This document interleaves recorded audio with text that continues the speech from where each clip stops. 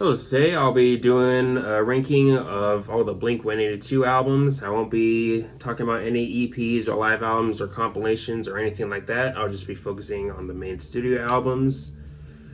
But yeah, this was requested by Shark Eats Spy 789. Thank you for the request, man.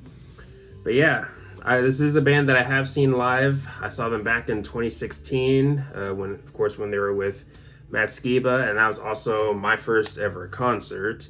And overall, it was a pretty good show. And honestly, I like what they did with Matt. But also, I will be seeing them for the second time next year in June. So, of course, it'll be really cool to say that I've seen the band with Matt and Tom once I see them again next year in June. But yeah, definitely really looking forward to that show. Let's go ahead and dive into this ranking. I'll be going from worst to best. Keep in mind, this is just my personal ranking. You don't have to agree with it, but feel free to let me know your ranking in the comment section below. But yeah, let's go ahead and start off with what I think is their worst or their weakest.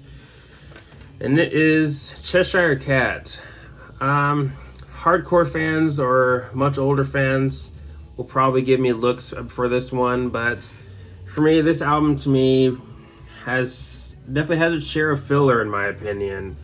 I mean, I think it starts off fairly strong with the first 5 songs. Carousel, M&M's, and Touchdown Boy are probably my favorites on the album. But again, I do really like the first 5 songs. But things start to get uninteresting or start to blend together towards the second half, in my opinion. Wasting Time is a pretty good song. That's another highlight off the album. But for me, an album that I don't reach for as much as some of their other albums in their discography, and for me, their weakest. But again, not a bad album. Overall, a decent album from Blink-182 and a decent start to their discography. And now we're going to go ahead and move on to an album that, at this point, probably considered one of their weakest. That album being their latest album, 9. And you can honestly make the argument that this is maybe their poppiest album. And honestly, I might agree with that. I mean, I do think California is the stronger album, but this album I don't think is bad. I know some fans are not big on this one, but I've also seen some people like this album. And for me, again, I do like the album. Some of my favorites: The First Time, Dark Side, Pin the Grenade, No Heart to Speak of. Now, there are some skippable songs on here, I will admit that. But I think the highs on this album, overall, pretty solid highs, I'd say. Especially Pin the Grenade, which I think is kind of an overlooked song, kind of an underrated song from them. And same with The First Time, the album opener. I really like that song too, but Dark Side is easily my favorite of the singles and honestly the strongest, I'd say. But yeah, overall, a solid, decent Blink-182 album. Not one of their best, but not bad, at least to me. But next we move to California. And again, I do like the Matt Skiba era of Blink-182, but these albums are definitely not some of their best, at least in my opinion. But again, not bad. I mean, Bored to Death, definitely one of the best songs to come from this era of Blink-182, in my opinion. Definitely a really good song. Sober, I really like that song also. Left Alone, honestly, I'd say is one of the best songs of the era. Probably top 5 when it comes to songs from the Matt Skiba era. I really like that song a lot. It's definitely one of the highs for me off the album. Los Angeles and She's Out of Her Mind are also other songs that I do enjoy off the album. Kind of like with 9, this album does have its share of skippable songs, but still, overall, not a bad album from Blink-182. Overall, a good one. Not great or amazing, but overall, a good Blink-182 album. But next we're going to go ahead and move on to an album that's actually grown on me a little bit over time, and that is Neighborhoods. So yeah, some of my favorites: Natives, Up All Night, After Midnight. I think the singles on here are overall pretty good, especially Up All Night. I really like that song. Even the lesser known songs in here I think are really good. I mean, if you have the bonus track version or the deluxe edition, however you want to put it, I think Snake Charmer is kind of an underrated song from them. I really like that song a lot. But you move towards the second half of the album where you definitely get your share of overlooked songs, I'd say, like This Is Home and Wishing Well. I really like Wishing Well. Maybe my favorite song on the album, potentially. But yeah, overall, pretty good album from Blink-182, I'd say. Maybe an album that might not click with you immediately, but I'd definitely say give it more and more listens. It definitely grew on me over time, but yeah, overall, again, pretty good Blink-182 album. But next we're going to go ahead and move on to Dude Ranch. Now this album and the next album in my ranking can honestly go back and forth within my ranking. I mean, it was tough for me to figure out which one I wanted to do next, this album or the next one in my ranking, but Dude Ranch, definitely a fun listen. You definitely have some of their classics like Damn It and Josie, which are of course some of the highlights on the album, I'd say.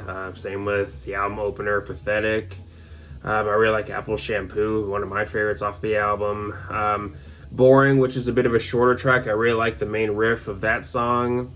Voyeur is also really good. Lemmings, kind of an underrated song. I really like that one. But yeah, pretty good Blink-182 album and also a fun listen.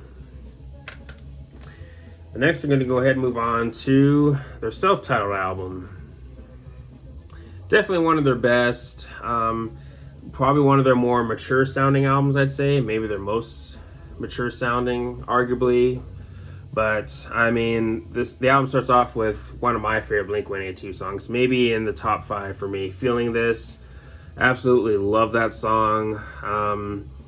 I do also like Stockholm Syndrome and Obvious. Those two songs kind of underrated. I really like those songs, especially Obvious. Of course, you do have the big song on here, I Miss You. That's another highlight off the album.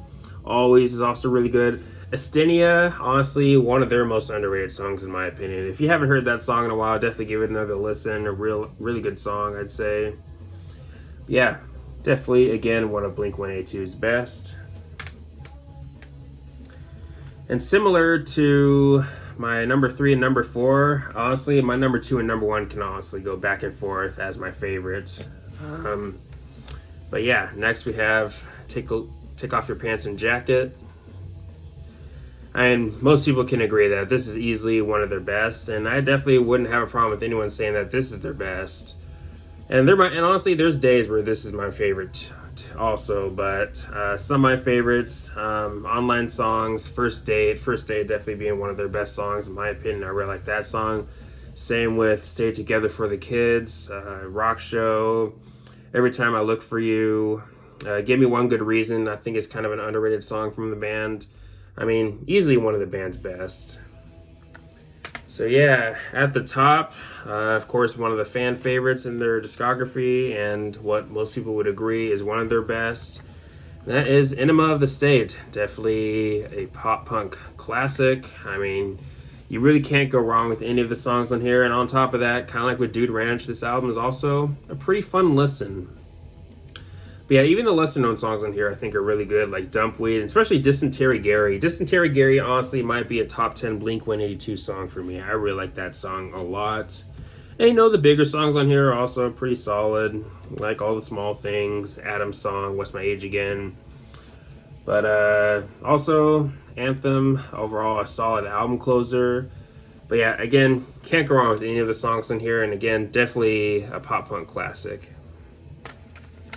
But yeah, that is my ranking of the Blink-182 albums. Again, especially in the top 4, there are albums that can move around for me, but let me know your thoughts on my ranking. Are there placements that you agree or disagree with? Let me know your ranking in the comments section below. Let me know favorite or least favorite songs or albums.